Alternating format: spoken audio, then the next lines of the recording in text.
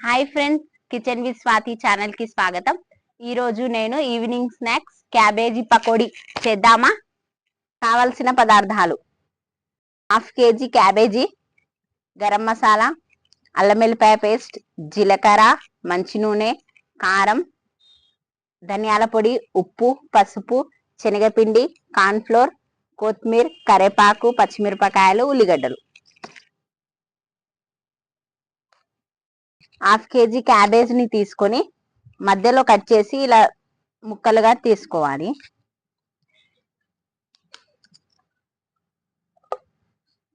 మనం చిన్న చిన్న ముక్కలు లేకుండా మీడియం సైజ్ గా కట్ చేసుకోవాలి. క్యాబేజీ కోసం క్యాబేజ్ కొంచెం పెద్ద పెద్దగా ఉంటేనే బాగుంటుంది. పిల్లలు స్కూల్ నుంచి ఈవినింగ్ వచ్చాక ఏదైనా స్నాక్స్ చేయమ్మా అని అంటారు. అందుకోసం నేను హెల్దీగా ఇంట్లోనే క్యాబేజ్ పకోడీ చేస్తున్నాను. బయటికి వెళ్ళి తినాలంటే అవి నూనెలు వాడిన నూనెనే మళ్ళీ వాడుతుంటారు కదా, అందుకోసం పిల్లలకు హెల్దీ కాదు. నేను ఇంట్లోనే చేసి తినిపిస్తాను, అందుకోసమే పిల్లలు హెల్దీగా ఉంటారు. ఇలా లేయర్స్ లేయర్స్ గా ఉంటాయి కదా, అది చూసుకొని మనం ఇలా కరెక్ట్ గా పెట్టుకొని కట్ చేసుకోవాలి. మనం ఇందులో మళ్ళీ ఉల్లిగడ్డలు కట్ చేసి వేస్తే అవి ఇవి రెండు కలిసిపోయేలాగా మళ్ళీ బాగా కలుపుకోవాలి. మనం హాఫ్ కేజీ క్యాబేజీ తీసుకున్నాం కదా, ఇప్పుడు 4 ఉల్లిగడ్డల్ని తీసుకుంటున్నాను. పొట్టు తీసేసి పెద్ద పెద్ద ముక్కలుగా కట్ చేసుకోవాలి పొడవుగా.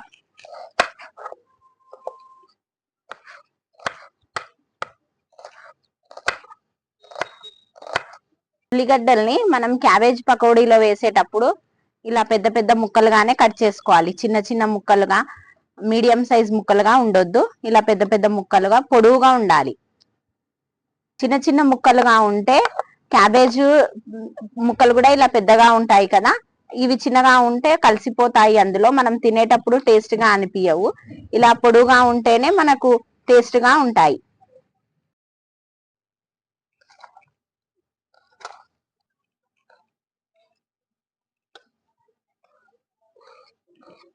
క్యాబేజ్ ఉల్లిగడ్డల్ని పొడుగు పొడుగా కట్ చేసుకున్నాను కదా, ఇప్పుడు ఇవన్నీ బాగా ఇలా కలుపుకోవాలి. రెండు కలిసేలాగా బాగా ఇలా కలపాలి.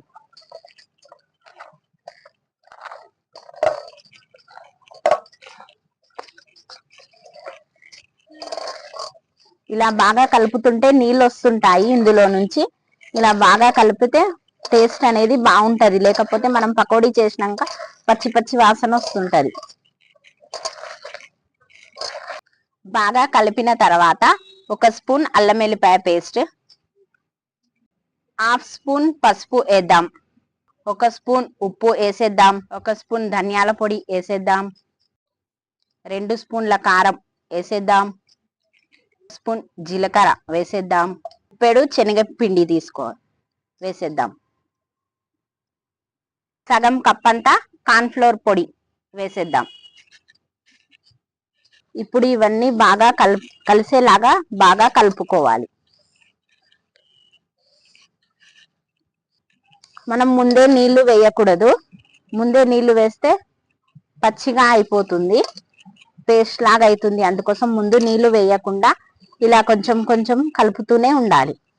ఇందులో నీళ్ళు వస్తుంది, అందుకోసం కలుపుతూ ఉండాలి. కొంచెం 5 మినిట్స్ ఇలాగే కలపాలి. పచ్చిమిరపకాయలను తీసుకొని ఇలా మధ్యలో చీల్చుకొని చిన్న చిన్న ముక్కలుగా కట్ చేసుకోవాలి. పెద్ద పెద్దవి అయితే పిల్లలు తీసేస్తారు. ఇలా చిన్న చిన్న ముక్కలు ఉంటే పకోడీలో కలిసిపోతాయి, బాగా తింటారు పిల్లలు. గుప్పెడు కొత్తిమీర, కరివేపాకు వేద్దాం.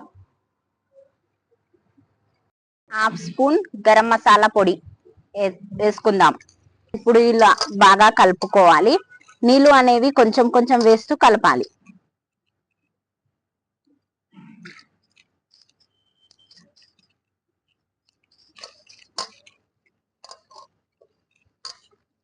నీళ్లు కొంచెం కొంచెం వేయాలి. ఎక్కువ వేస్తే మనం బజ్జీల పిండి లాగా పేస్ట్ లాగా అయిపోతుంది, అప్పుడు సరిగా రావు పకోడీ. ఇప్పుడు మనం కొంచెం కొంచెం నీళ్లు వేసుకుంటుంటే అప్పుడే మనకు తెలిసిపోతుంది. మీడియం సైజులో ఉండాలి. ఇలా పర్ఫెక్ట్ గా కలిసిపోయింది మొత్తము. ఇప్పుడు 5 మినిట్స్ మూత పెట్టేసి తర్వాత నూనెలో వేసి పకోడీ వేయించుకుందాం. కడాయిని పొయ్యి మీద పెట్టుకొని మంచి నూనెను వేసుకుందాం.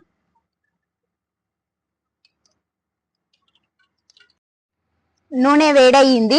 ఇప్పుడు ఇలా మనం పకోడీ లాగా వేసుకుందాం క్యాబేజ్ని.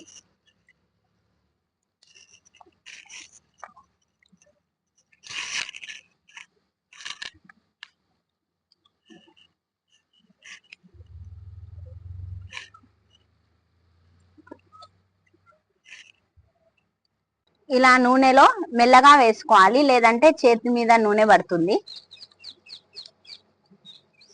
మధ్యలో కలుపుతూ ఇలా మలుపుకుంటూ ఉండాలి. చూడండి ఫ్రెండ్స్, క్యాబేజ్ పకోడీ రెడీ అయిపోయింది. ఈ క్యాబేజ్ పకోడీని మనం చాయ్ తాగుకుంటూ తింటే బాగుంటుంది, అలాగే సాంబార్ అన్నంలో, పప్పు అన్నంలో కూడా బాగుంటుంది. వేడి వేడి క్యాబేజీ పకోడీ రెడీ అయిపోయింది. ఈవినింగ్ స్నాక్స్ అప్పుడు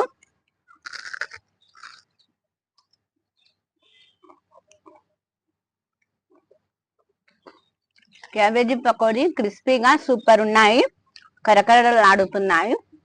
అలాగే మనం క్యాబేజీ పకోడీ ఎంబడి ఈవినింగ్ చాయ్ గిడ తాగితే కూడా సూపర్ ఉంటుంది. సూపర్ ఉంది.